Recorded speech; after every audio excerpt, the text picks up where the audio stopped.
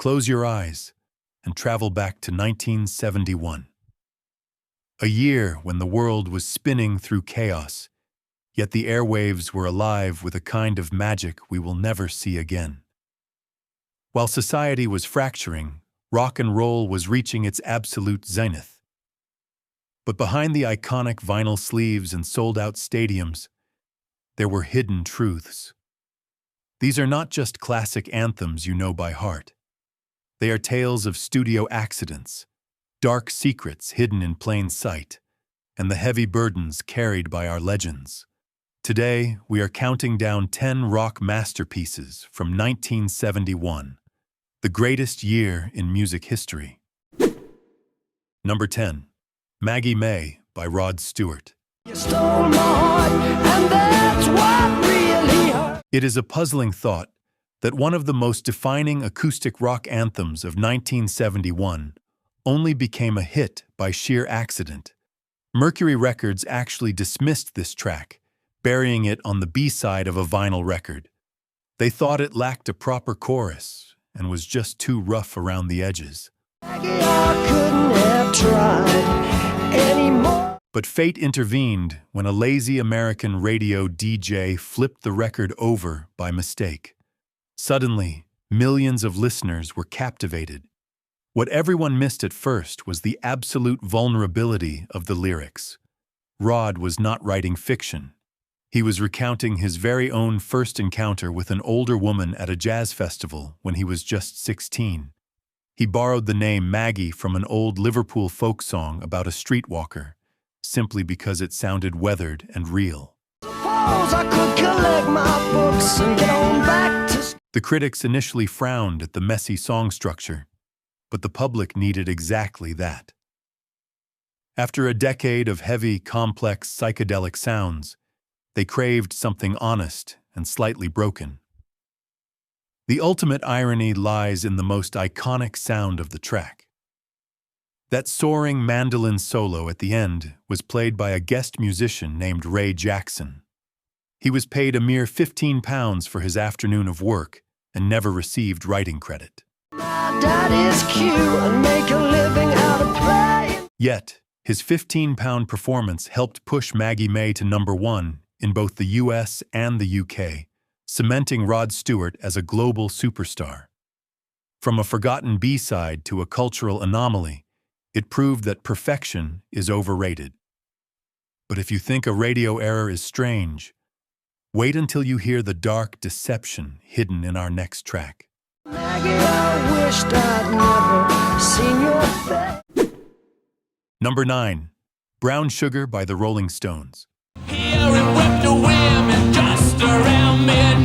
The greatest trick rock and roll ever pulled was making the whole world dance to a dark and painful reality. For 5 decades, millions of listeners lost themselves in this bouncing rhythm, completely unaware that Mick Jagger had written a deeply uncomfortable story about human exploitation in New Orleans and the grip of addiction. The music itself was an act of pure deception. That raw, distorted driving force immediately grabbing your attention comes from Keith Richards. He actually removed the heavy bottom string from his guitar to master the open G tuning. It created a gritty wall of sound that perfectly masked the heavy burden of the lyrics. And right when the groove sinks in, you are hit with a blistering saxophone solo. Bobby Keys did not plan a single note of it.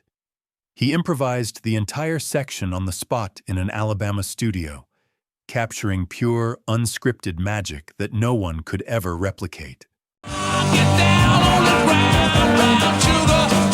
Critics were understandably divided, calling the track tone deaf and deeply problematic. Yet we must look through the lens of history.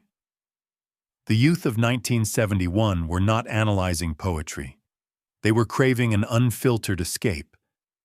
This cultural anomaly remained a stadium giant for half a century, until the band respectfully retired it from their live sets in 2021. It was a quiet bow to the shifting tides of history. As we close the chapter on this controversial masterpiece, prepare yourself for a glam rock phenomenon that holds a secret piano performance from an uncredited legend.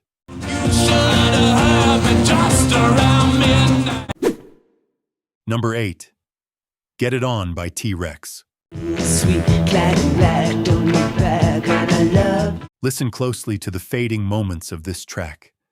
That frantic, glittering piano pounding away in the background was never actually planned. While recording at Trident Studios, a young Elton John just happened to be wandering down the hall. He stepped in, hammered out those wild chords as a favor to Mark Bolan, and simply walked away without ever asking for a dime or a writing credit. When you walk, so let's dance, take a chance, understand. It is fascinating how a song born from pure imitation became the blueprint for an entirely new culture. Bolan originally wrote the track because he desperately wanted to mimic the rhythm of Chuck Berry. He threw together some highly suggestive metaphors about cars and let the magnetic groove do the heavy lifting. Get it on, bang a gong, get it on. Conservative critics were quick to dismiss the result. They labeled it shallow bubblegum rock, calling it a disposable tune for teenagers. What those reviewers failed to understand was the social climate of 1971. People were exhausted by overly complex, heavy psychedelic music. They needed a release. T-Rex stripped rock back to its basic primal joy and wrapped it in glittering fashion. Your beard like a car, you got a hubcap diamond. By turning repetitive simplicity into a lifestyle, this surprisingly enduring track ignited the global glam rock movement. It proved that sometimes a great attitude is worth far more than profound poetry. But speaking of heavy burdens and profound poetry, our next artist had to face down an absolute titan of rock just to record his guitar solo. Indian wild, you got the blues in your shoes and your stuff. Number 7. Aqualung by Jethro Tull. And the flowers bloom like madness in the spring. Some of the most surprisingly enduring rock anthems are born from the darkest corners of society. The driving force behind this jagged melody was not a familiar tale of romance or fantasy. Ian Anderson found his raw inspiration in photographs of a homeless man by the River Thames. He crafted a narrative around a character who was sick, filthy, and deeply isolated. Don't just start away uneasy. Taking such a grim subject and turning it into a defining track of 1971 required a very specific kind of tension. That tension became incredibly real inside Island Studios in London. Just as guitarist Martin Barr was preparing to record his solo, the legendary Jimmy Page unexpectedly walked into the control room. Ice that clings onto your bed with screaming agony. Feeling the weight of his idol watching him, Barre was completely paralyzed by fear. He clenched his teeth and delivered that aggressive, iconic solo in one single, desperate take, simply because he wanted to escape the room as quickly as possible.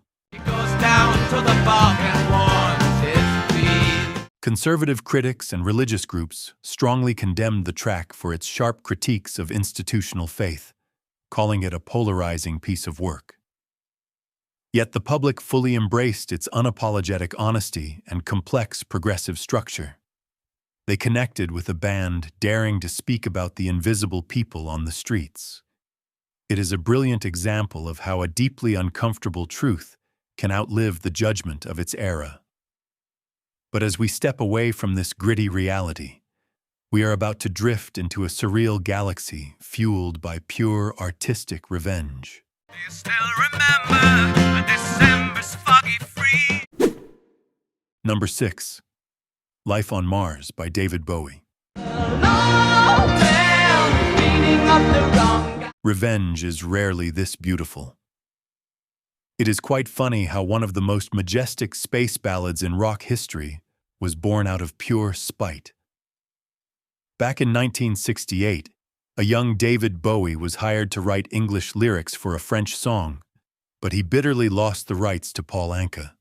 Anka turned it into the classic My Way for Frank Sinatra. And her daddy has told her to go. Feeling incredibly frustrated, Bowie decided to write a sarcastic parody. He used the exact same chord progression as Sinatra to prove he could create something far more surreal and grand. He brought in keyboardist Rick Wakeman to craft those intricate piano parts. But the most puzzling detail happens at the very end of the recording. As I ask her to focus on the If you listen closely as the final notes fade, you can hear a studio telephone ringing, followed by a voice. It was a complete accident, but Bowie intentionally kept it in, adding a strange cinematic reality to a track about escaping to another planet. to the seat with the clearest view. The musical elite initially found the track confusing. It sounded like a Broadway musical wrapped in strange poetry, completely ignoring the traditional rock formulas of 1971.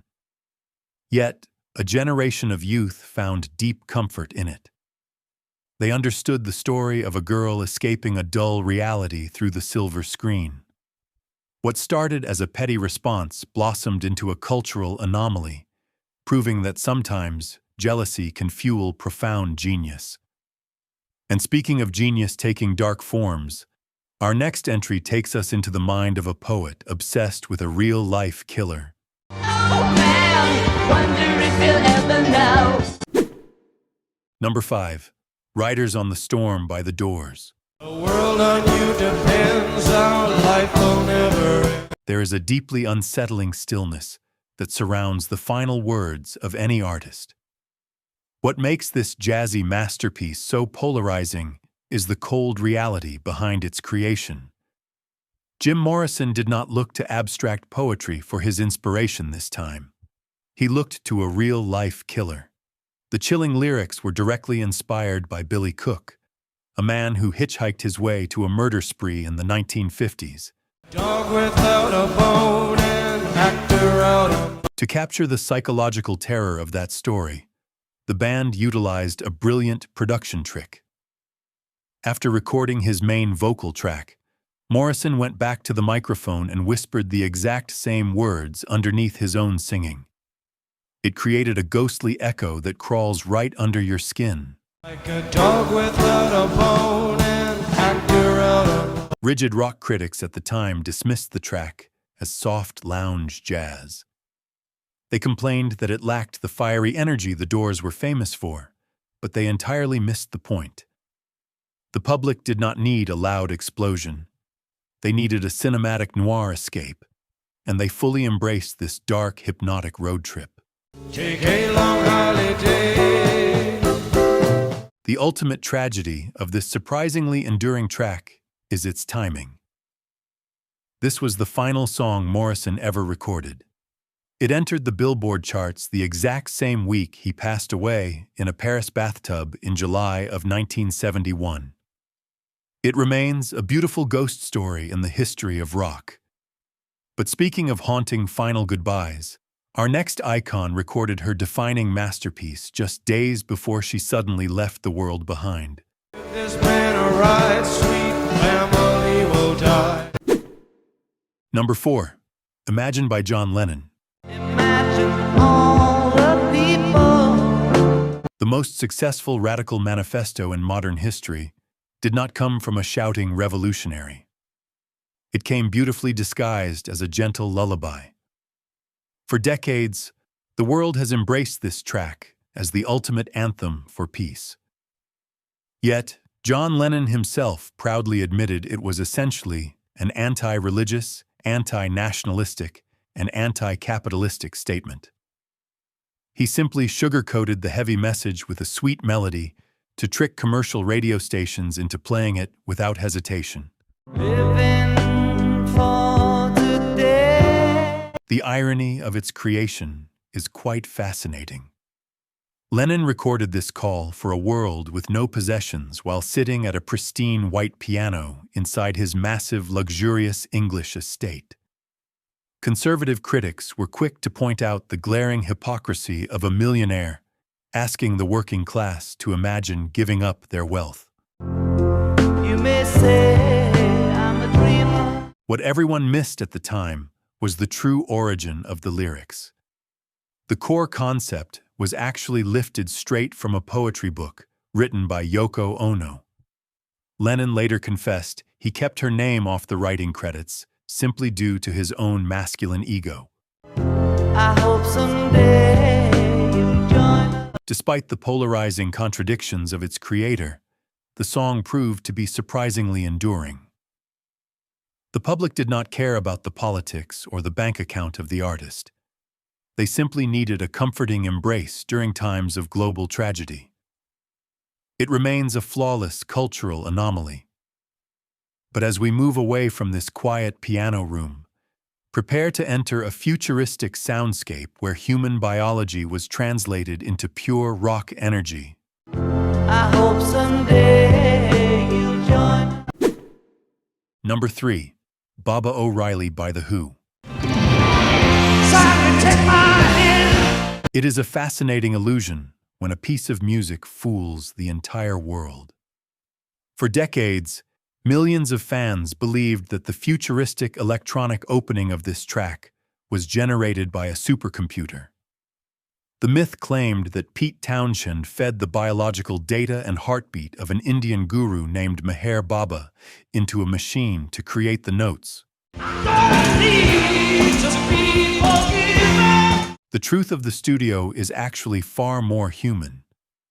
The technology to do that did not exist in 1971. That complex, alien sound was simply Townshend sitting alone at a cheap home organ, manually pressing keys while using a marimba repeat function.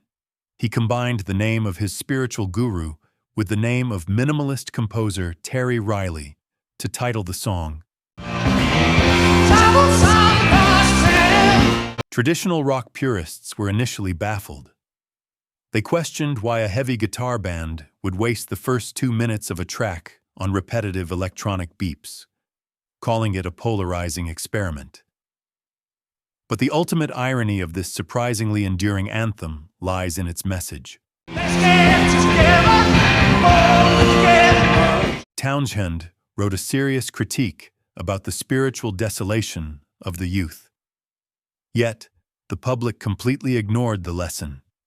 They even forgot the real title, renaming it Teenage Wasteland in their minds, and turning a spiritual warning into the ultimate party anthem of a generation. The fans simply took what they needed. And as we leave this teenage wasteland, prepare your heart for a deeply painful farewell from a voice that defined the hippie era. Number 2, Me and Bobby McGee by Janis Joplin. Sometimes a piece of music completely transforms its meaning overnight. In the final days of 1970, Janis stepped into a booth to record a drifting country rock tune written by Chris Christopherson. She changed the gender of the original character to make the narrative her own. Tragically, Christopherson did not even know she was recording his song until after she was gone.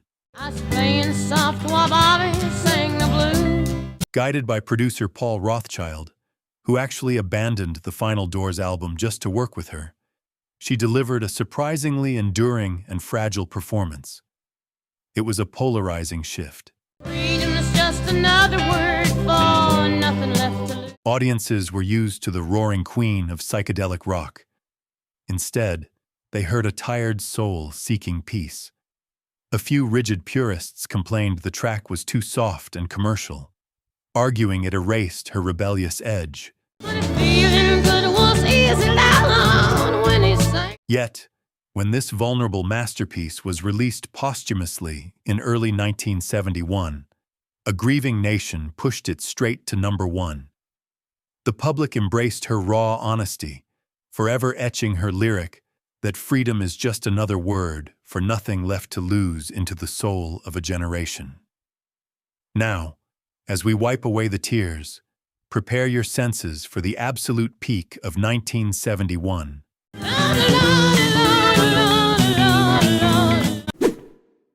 Number 1. Stairway to Heaven by Led Zeppelin. There are two bars you can go by, but in the The ultimate power move in music history happened when a band completely refused to play by the rules of the industry. Despite intense pressure from Atlantic Records, Led Zeppelin flatly refused to release this 8-minute epic as a single. If millions of fans wanted to hear it, they had to buy the entire untitled fourth album. It was a polarizing display of arrogance, yet it worked perfectly. there's a bustle in your hedgerow. Don't be Robert Plant claimed the mythical lyrics poured out of him by an unseen force while sitting by a fire at an old country house. The arrangement brilliantly layered a quiet English folk beginning into a heavy electric climax. Jimmy Page actually improvised the defining guitar solo of his career in just 3 takes. It's just a sprinkling for May Queen. But massive success often invites heavy suspicion. By the 1980s, highly conservative religious groups sparked a widespread panic. They claimed the band hid satanic messages in the vinyl grooves, arguing that playing the record backward revealed dark praises. Dear people, can you hear the wind blow? And It was a deeply puzzling cultural anomaly, turning a poetic fantasy into an object of fear. Yet the public stood firmly by the music. They ignored the paranoid rumors and kept requesting it on radio stations night after night. Surviving lawsuits and endless controversies, it remains surprisingly enduring. It is a masterclass in building a legend without ever begging for permission.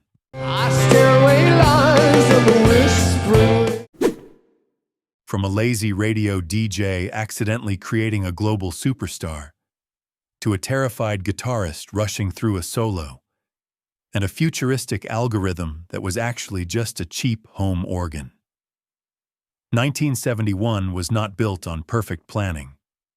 It was built on beautiful accidents, hidden scars, and unapologetic rebellion.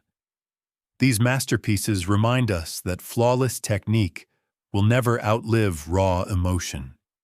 If you want to keep this time machine running, make sure to subscribe to our station. Before we sign off for the night, tell me down below, which of these 1971 anthems holds the heaviest memories for you?